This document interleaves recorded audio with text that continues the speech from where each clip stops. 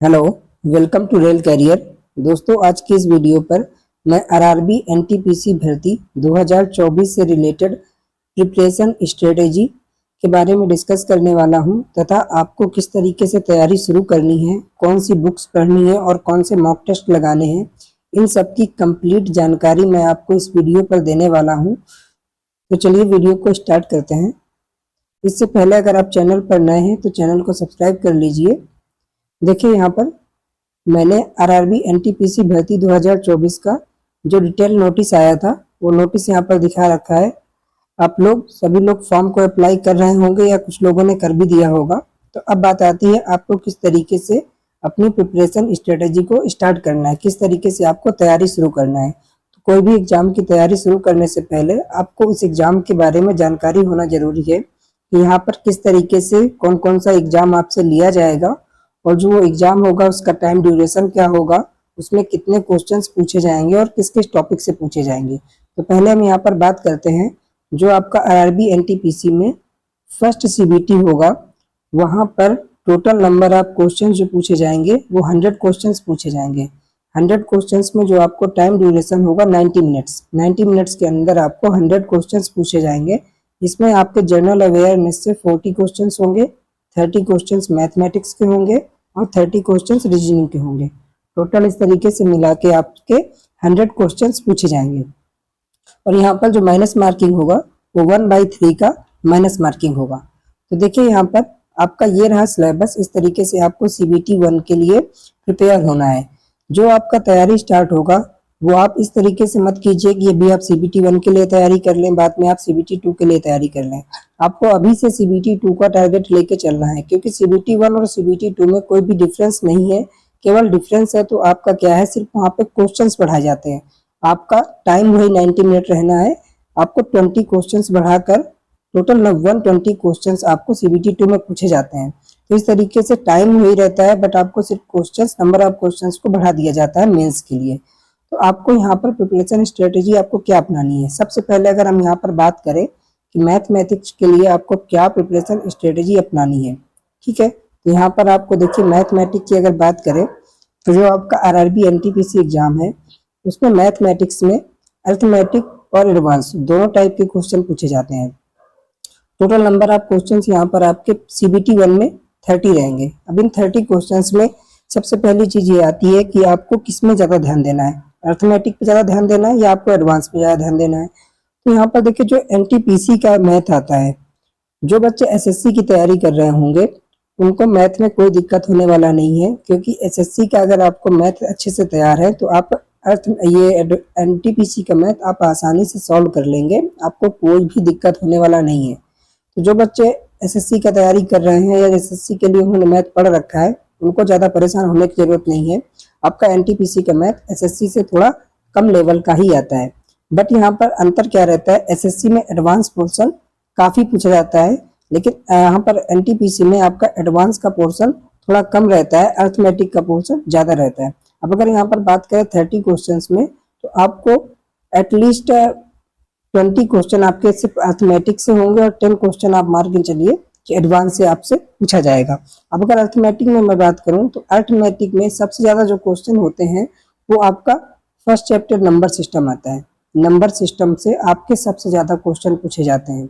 Number system में आपको 6 से 7 क्वेश्चन तक देखने को मिल सकते हैं। ये आपको, तो आपके लिए अगर एनटीपीसी का मैथ तैयार करना है तो जो सबसे इंपॉर्टेंट चैप्टर है वो नंबर सिस्टम है।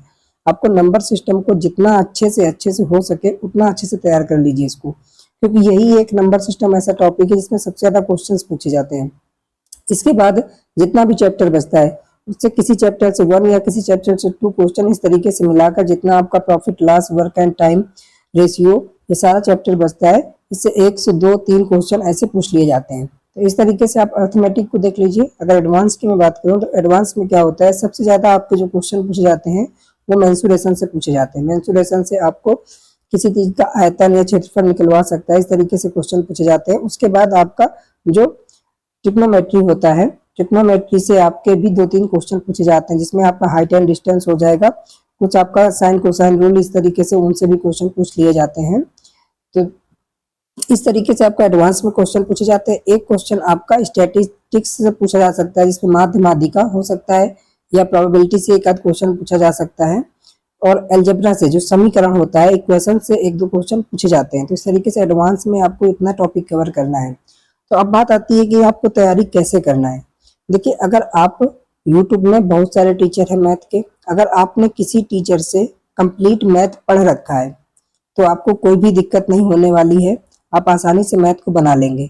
अगर आप फर्स्ट टाइम किसी टीचर से मैथ पढ़ रहे हैं तो आपको यूट्यूब में कोई एक टीचर सेलेक्ट कर लेना है, उससे आपको कंप्लीट अर्थमेटिक और एडवांस पढ़ लेना है। अर्थमेटिक तो आपको एसएससी लेवल का ही पढ़ना है, आप एडवांस में थोड़ा सा मार्जिन रख सकते हैं कि आपको एडवांस थोड़ा कम तैयार करना है, जिसमें मेंसुरेशन टेक्नोमेट्री में थोड़ा सा ध्यान देना है। इन टॉपिक से ज़्यादा क्वेश्चन पूछे जाते हैं। तो इस तरीके से आप मैथ को प्रिपेयर कर सकते हैं। अब बात आती है इसके लिए आपको कौन सी बुक लगाना है। अगर आपने यूट्यूब से किसी टीचर से पढ़ रखा है तो आप कोई भी बुक उठा लीजिए, किरण पब्लिकेशन की भी ले सकते हैं, या जो टीचर है उन टीचर्स की इंडिविजुअल्स भी बुक आती है, उन टीचर्स की इंडिविजुअल बुक से आप प्रैक्टिस कर सकते हैं। अगर आपने एक बार कंप्लीट सारा सिलेबस कवर कर लिया है तो आप उसको दोबारा से रिवाइज कर लीजिए, और उसके बाद आपको कुछ नहीं करना, सिर्फ प्रैक्टिस सेट में आपको सॉल्व करना है। प्रैक्टिस सेट में जब आप सॉल्व करेंगे तो आप देखेंगे आपका कौन सा चैप्टर वीक हो रहा है, किससे क्वेश्चन से आपको गलत हो रहा है, उसी चैप्टर को आपको डिटेल में फिर से एक बार पढ़ लेना है, इंडिविजुअल प्रैक्टिस कर लेना है। क्योंकि ये मैथ ऐसा टॉपिक है जो आपको टाइम बचा कर देगा। प्री में तो आपको पर्याप्त टाइम मिलेगा, लेकिन मेंस में 20 क्वेश्चन बढ़ा देता है, जिससे आपकी प्रैक्टिस बहुत अच्छी होनी चाहिए। इस तरीके से आप मैथ को तैयार कर सकते हैं। नेक्स्ट अगर हम यहाँ पर बात करें रीजनिंग की, तो देखिए रीजनिंग में अभी क्या है, रेलवे 2019 का जो एनटीपीसी एग्जाम हुआ था, उस एग्जाम से पहले रेलवे में जो रीजनिंग पूछा जाता था वो ज़्यादा टफ रीजनिंग नहीं पूछा जाता था। लेकिन 2019 का जो एनटीपीसी एग्जाम हुआ उसमें जो मेंस का एग्जाम हुआ, मेंस में रेलवे ने अपना लेवल अचानक से बढ़ाया। मेंस में रेलवे ने क्या किया, कुछ पजल सिटिंग अरेंजमेंट को इन्वॉल्व किया। उसमें क्या है कि पजल और सिटिंग अरेंजमेंट आपका टाइम लेंदी क्वेश्चंस थे। एक एक क्वेश्चंस में दो दो तीन तीन फिगर बनवा रहा था, उसके बाद क्वेश्चन सॉल्व हो रहे थे। तो आपको क्या करना है, रीजनिंग में थोड़ा सा ध्यान देना है, क्योंकि अब रेलवे वैसा रीजनिंग नहीं पूछ रहा है, अब काफी टफ रीजनिंग पूछ रहा है। क्योंकि जो आपका पजल पूछा गया था उस पजल में एक ही क्वेश्चन रेलवे पूछ रहा है, जो कि आपका बहुत टाइम टेकिंग हो जाता है। तो आपको पजल इन सब चीज़ों में अच्छे से प्रैक्टिस कर लेना है। यहाँ पर मैंने आपको एक बुक बताया, ये बुक आपका परफेक्ट का बुक है, जिससे मैंने प्रैक्टिस किया था। आप इस बुक को परचेज कर सकते हैं। इसमें टॉपिक वाइज क्वेश्चंस भी आपको प्रैक्टिस करने के लिए दिए गए हैं, और आपको इंडिविजुअल प्रैक्टिस के लिए एक्सरसाइज भी दी गई है। अगर आप इस बुक को लगा लेते हैं तो आपको पर्याप्त होगा, इससे ज़्यादा आपको रीजनिंग पढ़ने के लिए कहीं जरूरत नहीं पड़ेगी।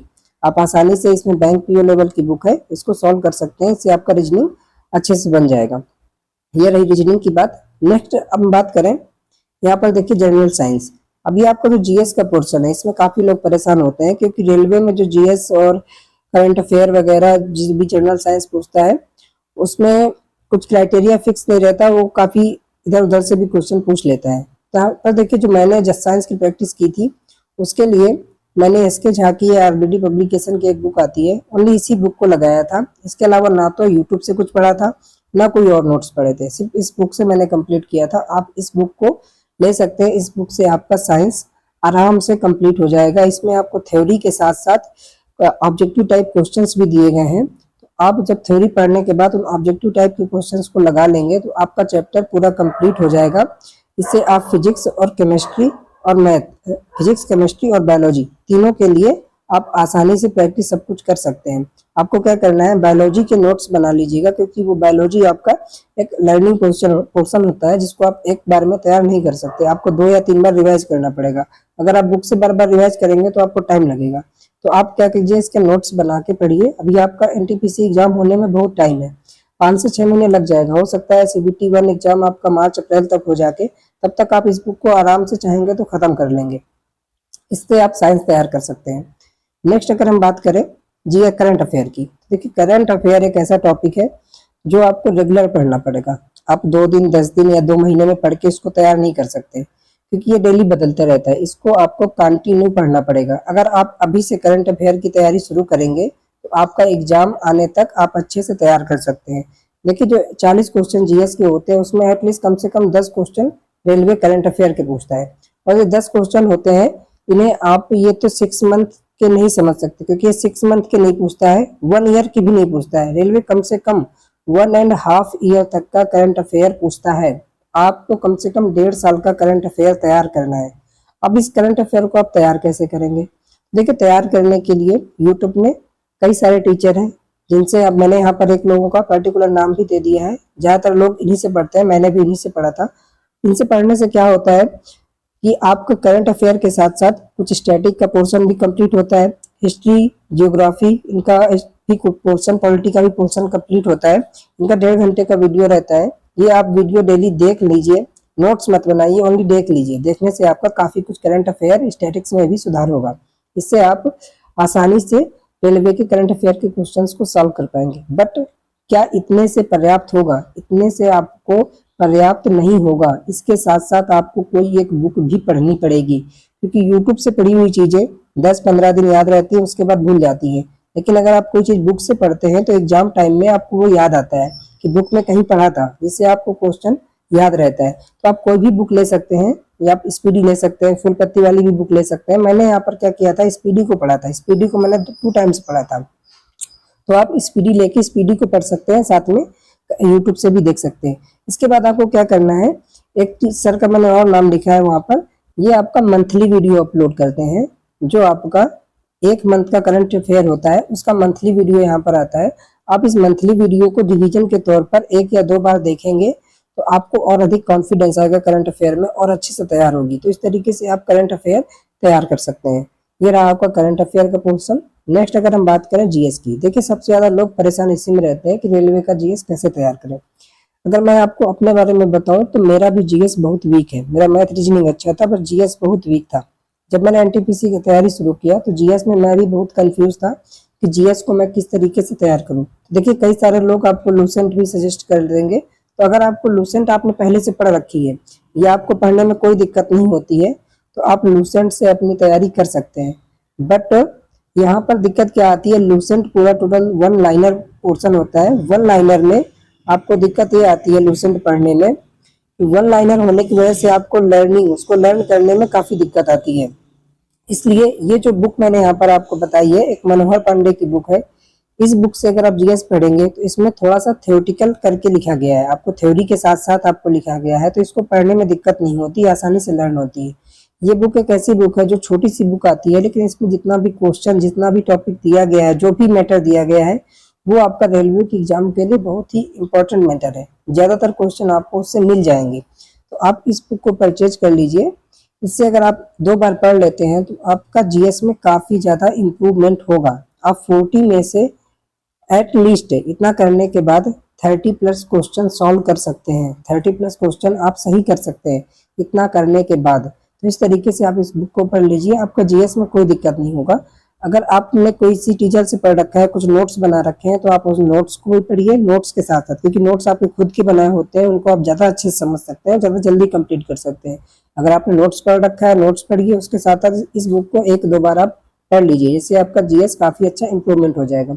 ये रही आपका बुक्स, और किस तरीके से आपको तैयारी करनी है, क्या क्या पढ़ना है। किसी भी एग्जाम को तैयारी शुरू करने से पहले आपको उस चीजों को फिक्स करना है कि आपको पढ़ना क्या है।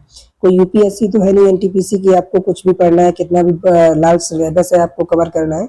यहाँ पर आपको मैटर को फिक्स करना है। अगर आप मैटर को, बुक्स को, टीचर्स को फिक्स कर लेते हैं कि आपको बस इन्हीं से पढ़ना है, तो आपको आसानी रहेगी।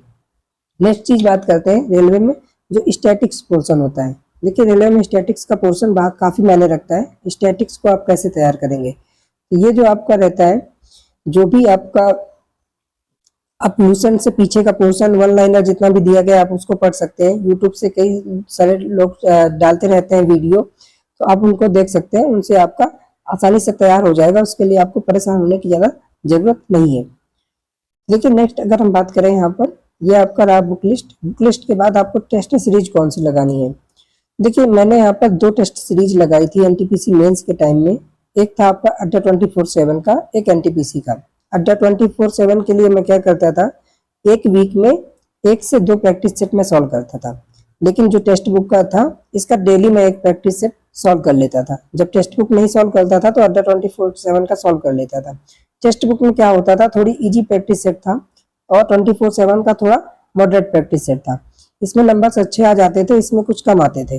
लेकिन जब मैंने मेंस का एग्जाम दिया तो मुझको अड्डा 24/7 से फायदा हुआ, क्योंकि वहां पर भी लेवल काफी मॉडरेट आ गया। तो इस प्रैक्टिस सेट से फायदा हुआ। तो कम से कम आपको 2 प्रैक्टिस सेट ले लेने हैं, दोनों में से थोड़ा थोड़ा करके कभी इसको कभी उसको आपको लगाना है, जिससे आपको 2 टाइप के प्रैक्टिस सेट देखने को मिलेंगे। तो उसको आपको एग्जाम का जो प्रेशर होता है उसको हैंडल करने में आसानी होगी। इस तरीके से आप अपना एनटीपीसी का प्रिपरेशन कर सकते हैं, ये आपके लिए बहुत ही फायदा करेगा।